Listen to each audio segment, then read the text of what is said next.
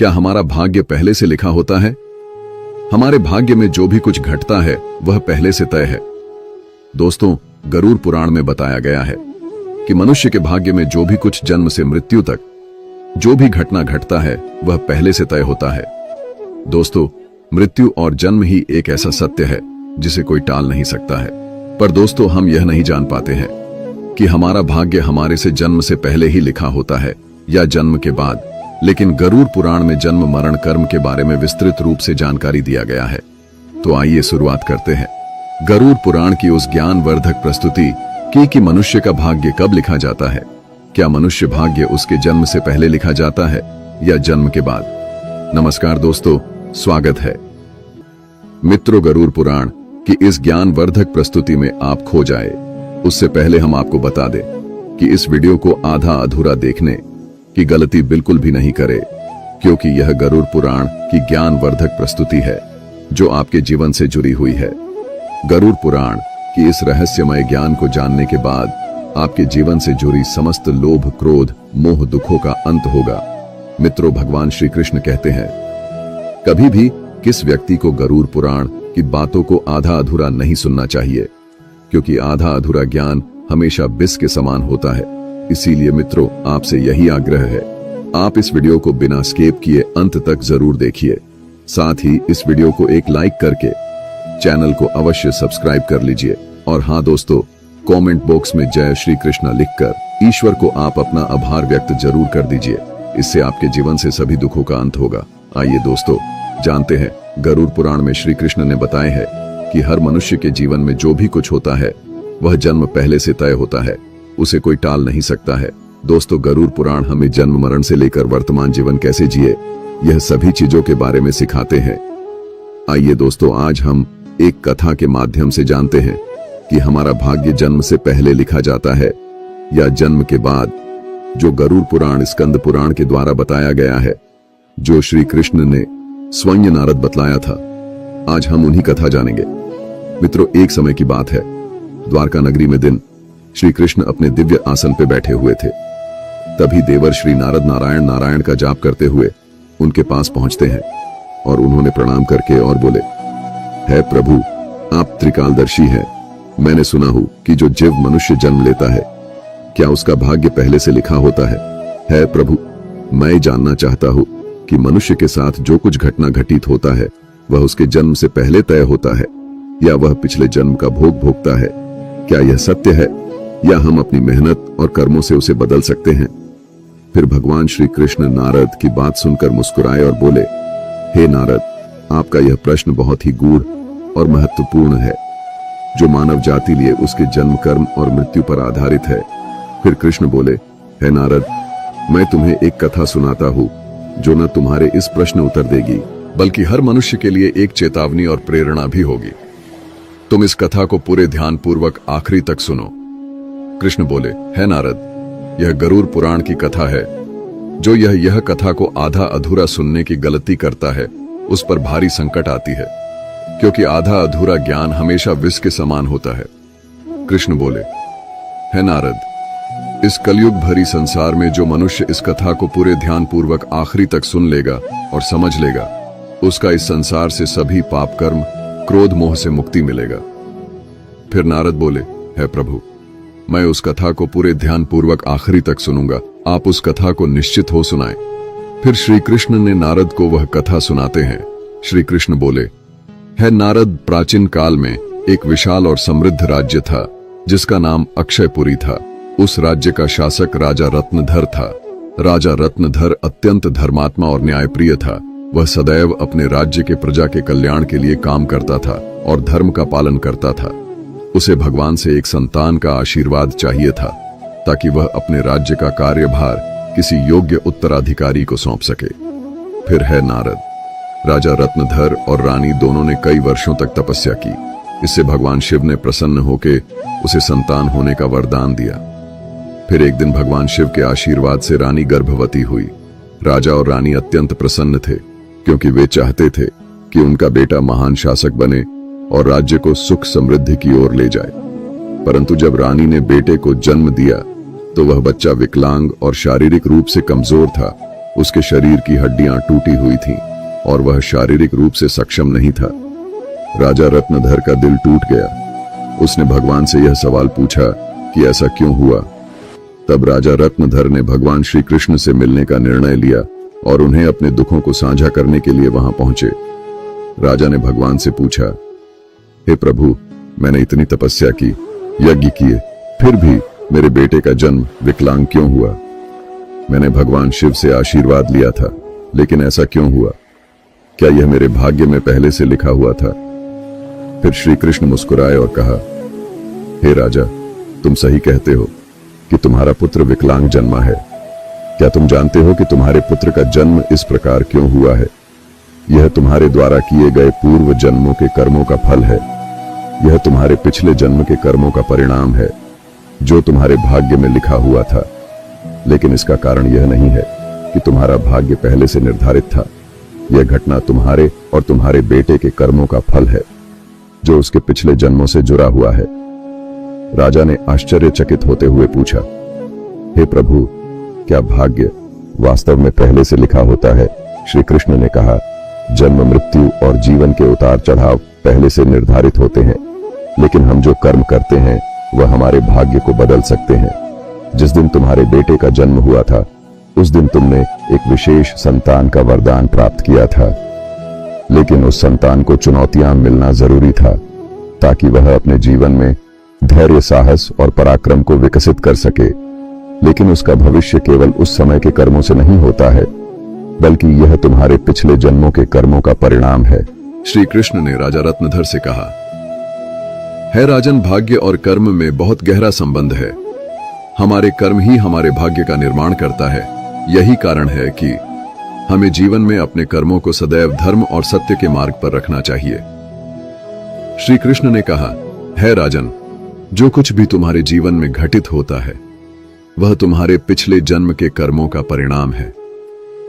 यदि तुम्हारा बेटा विकलांग जन्मा है तो यह उसकी आत्मा के पिछले जन्म के कर्मों का फल है।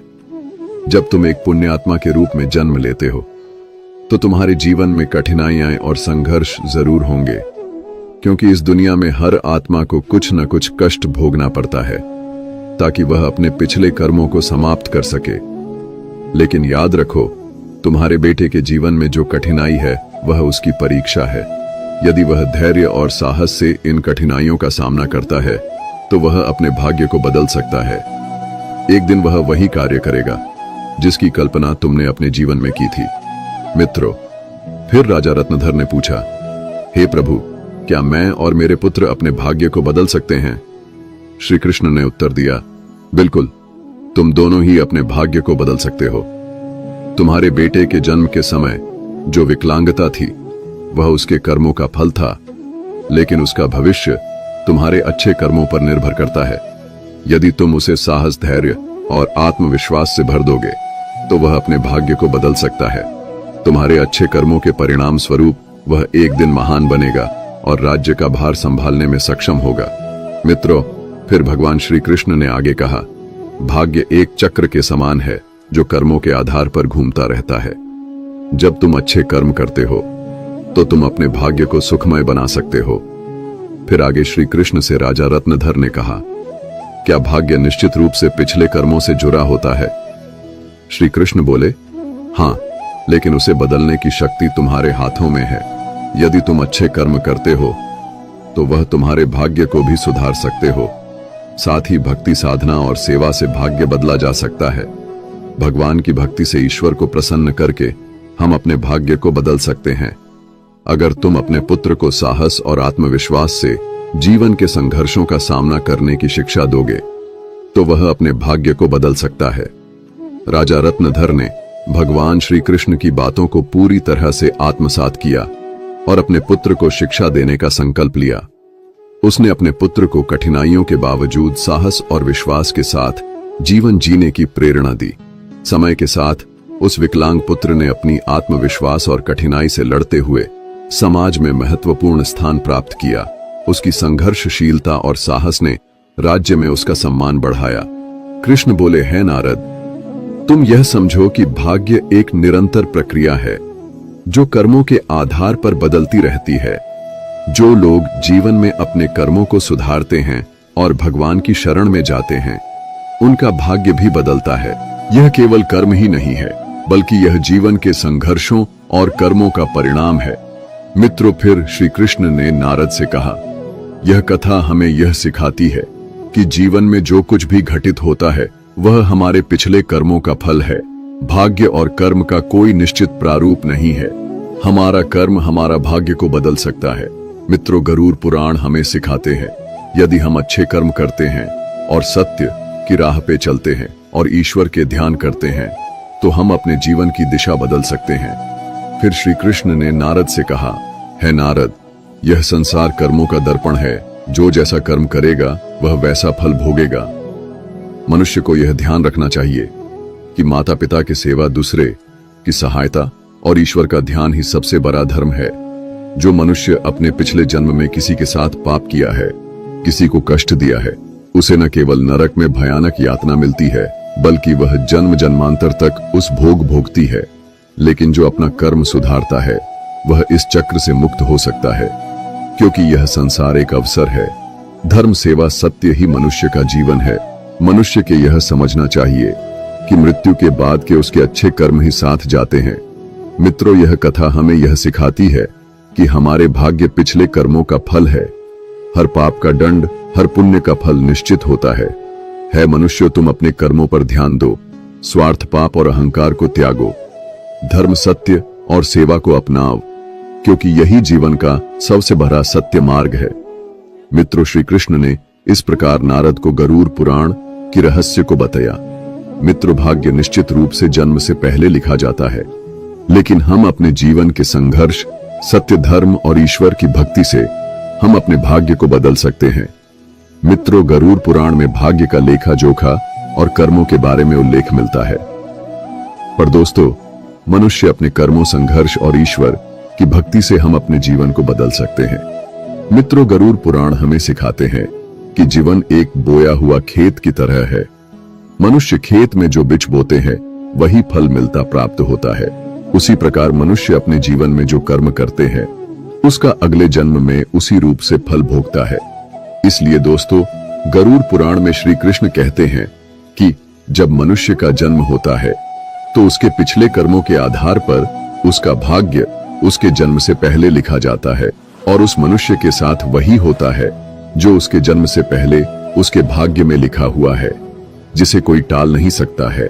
परंतु सत्य, धर्म और सेवा से ईश्वर को प्रसन्न कर हम अपने भाग्य को बदल सकते हैं। हिंदू धर्म का सबसे बड़ा धर्म ग्रंथ गरुड़ पुराण है, जिसमें मनुष्य के जीवन, मृत्यु और भाग्य कर्मों के बारे विस्तार रूप से बताया गया है। यह पुराण हिंदू धर्म के 18 महापुराणों में से एक है, और इस पुराण में जन्म, मरण से पुनर्जन्म, कर्म और आत्मा के मार्ग के बारे में पूरे विस्तार से बताया गया है। दोस्तों, गरुड़ पुराण के अनुसार मनुष्य का भाग्य उसके पिछले कर्मों निर्भर करता है। गरुड़ पुराण, जो विष्णु पुराणों के प्रमुख ग्रंथ में से एक है, यह पुराण जीवन के रहस्यों और मानव के कर्मफल के बारे में बताया गया है। गरुड़ पुराण में श्री कृष्ण को साक्षात भगवान विष्णु के अवतार माने जाते हैं। दोस्तों, गरुड़ पुराण श्री कृष्ण कहते हैं, मनुष्य अपने जीवन में अच्छे कर्म और सत्य मार्ग पर चलकर ईश्वर को प्रसन्न कर हम अपने भाग्य में होने वाले घटना से बच सकते हैं और आने वाले भाग्य को हम बदल सकते हैं। मित्रों, गरुड़ पुराण में श्री कृष्ण ने मनुष्य को जीवन जीने के लिए 3 मुख्य उपदेश दिए हैं, जिन पे चल के हम अपने भाग्य के कर्मों को बदल सकते हैं। दोस्तों, आप इस वीडियो को अंत तक जरूर देखिए, क्योंकि यह सारी जानकारी गरुड़ पुराण के द्वारा बताया गया है। इस वीडियो को बीच में छोड़कर जाने की गलती बिल्कुल भी नहीं करे, इसलिए इस ज्ञानवर्धक प्रस्तुति को अंत तक जरूर देखिए। आइए जानते हैं। नंबर 1, अपने धर्म का पालन करना। मनुष्य का जन्म किसी खास उद्देश्य के लिए होता है। जो मनुष्य अपने पिछले जन्म पाप किया है, वह इस जन्म में भी उस पाप का भोग भोगता है, क्योंकि मनुष्य के जन्म से पहले उसका जन्म से मरण तक का भाग्य पहले तय होता है। इसलिए दोस्तों, गरुड़ पुराण में श्री कृष्ण ने बताया है, मनुष्य को हमेशा धर्म, सत्य का पालन करना चाहिए। इससे हमारे पिछले जन्म के पाप से बच सकते हैं। ईश्वर की भक्ति से हम अपने जीवन बदल सकते हैं। हम सभी ऊंचाइयों तक पहुंच सकते हैं। दोस्तों, यह जीवन एक अनमोल उपहार है। आप इसे व्यर्थ न जाने दें। सही कर्म और धर्म का पालन से हम अपने जीवन को अगले जन्म में होने वाले घटना से बच सकते हैं। यह न केवल आपके लिए है, बल्कि इससे पूरे समाज और दुनिया के आप प्रेरणा का स्रोत बन सकते हैं। नंबर 2, माता पिता सेवा और आदर करना। दोस्तों, गरुड़ में श्री कृष्ण कहते हैं कि मनुष्य को हमेशा अपने माता पिता को सेवा करनी चाहिए, क्योंकि माता पिता के ही चरणों से तीनों लोगों का स्वर्ग है। जो लोग माता पिता को नहीं मानते, नहीं उसका आदर करता है, उसे न केवल नरक में भयानक यातना भोगती है, बल्कि उसके अगले जन्म में भी भारी संकट भोगना पड़ता है और उस मनुष्य अपने पाप का परिणाम जन्म जन्मांतर तक उस कर्म का भोग को भोगता रहता है। नंबर 3, अहंकार। दोस्तों, गरुड़ पुराण में श्री कृष्ण ने बताया है, मनुष्य सबसे बड़ा शत्रु उसके अहंकार होता है, जो मनुष्य को अपने कर्मों से दूर कर देता है। जिस मनुष्य के मन में अहंकार प्रवेश कर लेता, वह मनुष्य अपने जीवन को उस ओर के चला जाता है जहां उसे संकट के सिवा कुछ और नहीं मिल पाता है। उस व्यक्ति को न केवल नरक में भयानक यातना भोगती है, बल्कि वह व्यक्ति अपने आने वाले भाग्य को भी नरक की ओर ले जाता है। इसलिए मनुष्य को हमेशा सत्य, धर्म और प्रेम की भावना रखना चाहिए। इससे वर्तमान जीवन और आने वाले भाग्य हमेशा खुशहाल रहे। मित्रों, गरुड़ पुराण हमें सिखाता है, यह जीवन हमारे कर्मों का फल है। यह ग्रंथ हमें यह समझने की प्रेरणा देता है, अपने जीवन से धर्म, सत्य, परोपकार का पालन करना ही सबसे बड़ा कर्तव्य है।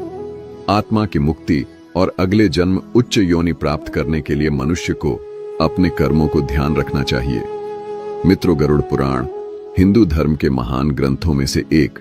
यही हमारे जीवन को सही दिशा में चलने का ज्ञान देता है, जो हमें यह सिखाता है कि मनुष्य का भाग्य उसके कर्मों और ईश्वर की इच्छा का परिणाम होता है। यह ग्रंथ न केवल जीवन और मृत्यु के रहस्यों के बारे में बतलाता है, बल्कि यह भी समझाता है कि मनुष्य अपने जीवन को किस प्रकार सही दिशा में ले जा सकता है। गरुड़ पुराण में मनुष्य के जन्म मरण से लेकर वर्तमान जीवन कैसे जय, इन सभी चीजों के बारे में विस्तार से वर्णन किया गया है। मनुष्य के जीवन से लेकर कर मृत्यु तक की सारी जानकारी इस धर्म ग्रंथ गरुड़ पुराण में बताया गया है। मनुष्य जीवन में जो कुछ घटित होता है, वह हमारे पिछले जन्म का फल है।